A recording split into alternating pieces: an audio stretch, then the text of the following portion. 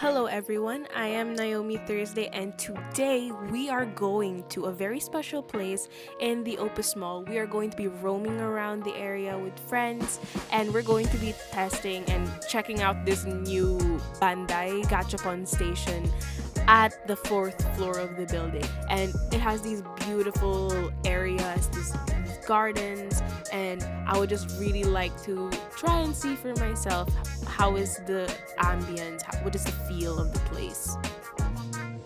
So hello everyone, welcome to my vlog, and today we are currently in the OPUS Mall, built by Robinson's Malls. It is a brand new mall that was created just last year. We're going to be checking a particular store that's going to be at the fourth floor, so let us go!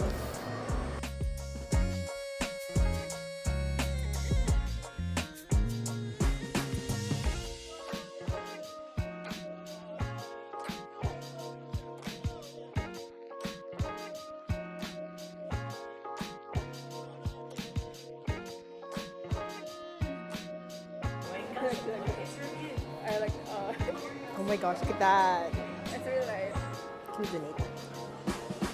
Are there any machines here that only you only need to put one token sa loob?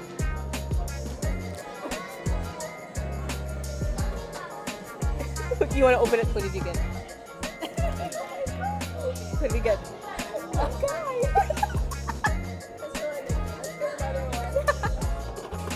Please, I'm protecting you. I don't want to get her. But she's pretty. She's so cute.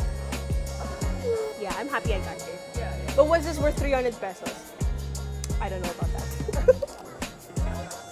Okay, so with that haul, I got a Rin keychain, and Amber got a. What do you get? A diamond one keychain.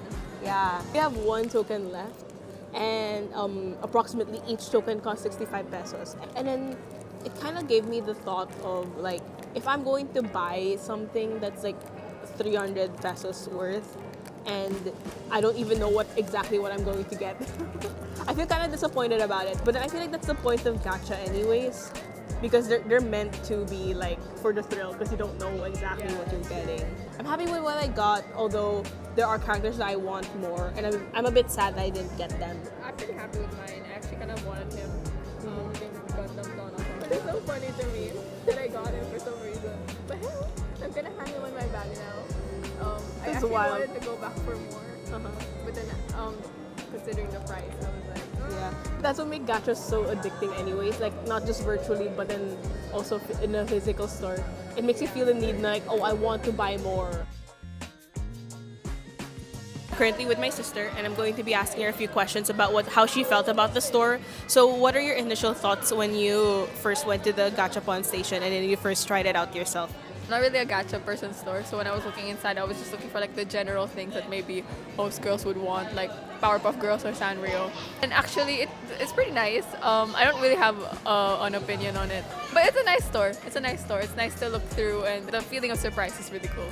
What are your thoughts on like the price ranges for the items that we tried? We both tried the Danganronpa one, which was 3 tokens, so that was 200. And then like I bought the 5 tokens one, which was like around 350. What are your thoughts on like the price ranges for that? It's pretty pricey. Not too bad, but still for like a keychain, it's pricey. Like you could go to a anime con and find the same thing for a much lesser price. Yeah, that's what I had the same thought also. But then I feel like Gashapon, don't you think it also like it provides an experience, not really the item, don't you think? Yeah. I feel like you're paying for the experience, the surprise also. But you can also go to Japan and like find it for a lot cheaper. But once again, a trip to Japan is really expensive. Gotta pay for the plane ticket to get through the Gashapon. Exactly. So like comparing the situation, this is not bad. It's not bad. We both been to Japan before, and like actually the gachapon prices are a lot cheaper than they are here in the Philippines. The gacha in Japan, it would cost you around 50 pesos to 250 pesos. That's literally their price range, diba? Oh, it's a bit pricey here in the Philippines, but then I think that's just because the items are from Japan. So yes, thank you very much for the interview. Bye. So after we tested out these products, we went downstairs to meet up with friends and we just hanged out. We ate at Wildflower. It's a really beautiful place that has really nice pastries. They're so tasty. And we also ate this special fried potatoes. and we also ate mac and cheese. And honestly, the potatoes, they were great. 10 out of 10. The mac and cheese, not so much. I think I would rate it like a 6 out of 10. It felt kind of undercooked. And we just spent our time there together talking. And we walked around. As you can see by the menus that I'm showing on the screen, you can tell that the dishes are quite overpriced. You cannot see a dish under 280 pesos. Most of them are like 350 and above. Sometimes even 600. That's the most average price dish that you will ever find at the mall. So around 600 and above. And to people, that's normal. You can see a lot of older men and women having meetings and talking there and just buying like the most expensive food because it's normal for them. And then after 2 hours, we decided to finally go home.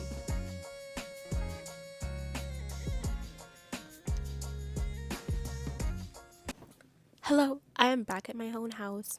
After that really long day at the Opus Mall, I would just like to talk about my thoughts of the mall itself, its aesthetic, and the Gashapon store, and how I feel about it. And I could just tell, like, once you enter Opus Mall, you do have this sense of luxury. Like, it's not just a normal mall. You could tell that it's targeted towards people who have the money to spend. And I could also tell that it's mostly for older people who do have higher paying jobs than the average Filipino.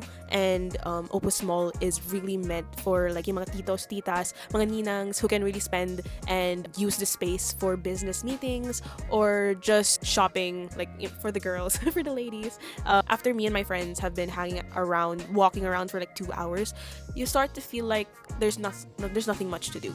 Unlike if you would go to places like SM, there's an ice skating rink, there's an arcade place. In Opus, you have none of that. It's just mostly restaurants and like makeup stores and department stores that are extremely overpriced. And just from the overall layout of the mall, you could just feel yourself drowning in it. There are so many stores there to walk through. I feel like I'm spiraling from the bottom. I'm going like all the way to the top. Like the way the stores are carefully placed, it just makes you feel like you want to see more and more and more until like there's nothing left for you to see. If you did not see earlier, this is what I got from the gacha store. So it is little Rin. She's a Vocaloid. She's so cute. She's not my favorite. She's just a character I like. There are other characters I would want more, but she's cute. So now, as you can tell already, the Gashapon store, it is a gacha. You don't really know exactly what you are going to buy, and it is kind of addicting. As you can see, my sister, she bought 2 things, and I was a bit hesitant at first to buy something, but then the moment you try it, you feel like you want more, and the feeling that you have at the Gashapon store, it encourages this excessive consumption. It encourages that there are some machines that will cost you 5 tokens. So you're paying 5 tokens, you're paying 320 pesos for a chance to get something that you like. So what if I don't get the thing that I like and I just wasted 320 pesos, you know what I mean? And you gotta really, really be very careful with what exactly you want to buy. And I could tell that this store is just basically like a kid-friendly casino, you know? It encourages you to gamble. And the layout of the store, I could just feel it. Like, it's so open, it's so white. It kind of stands out from the mall itself because the mall is just a bit yellow tinted and it has this like fragrance na when you enter the store, like it smells different, it feels different, it looks different, so it kind of draws you in. And the moment you try to buy something, then I want to buy more, and then you just forgot, oh no, I spent 500 pesos now, you just don't realize it. I am addicted to gacha stores, so I will try to avoid them because I need to save money and I'm not rich. But luxury malls, it not only draws in richer people, but it also gives you this sense of like needing to belong if you're someone like me in the middle class. It kind of gives you this like wrong mindset.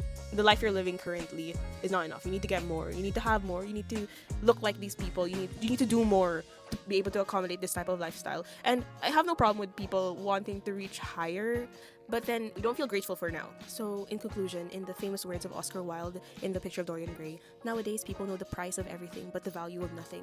So whenever we go to these types of malls, we have to be extremely self-aware with where we're going or where we're walking, because sometimes you don't realize that we're buying something that we don't really need. Say like the Gachapon station that I was going to, you don't need all these things. You can live without buying any of these. Your life will just go on. So sometimes you have to think to yourself, do I really need this? Do I have the money to pay for this? Can I use the money for something else? Can I help other people with the money that I currently have? And within the next 5 years, can I still see myself owning and being happy with what I purchased? So you just gotta be very aware, be very discerning with what we buy, and just enjoy the moment. Just enjoy the time that you have with family, the time with friends, and just live in the moment. So I just want to say that, and I hope you enjoyed my vlog. Bye.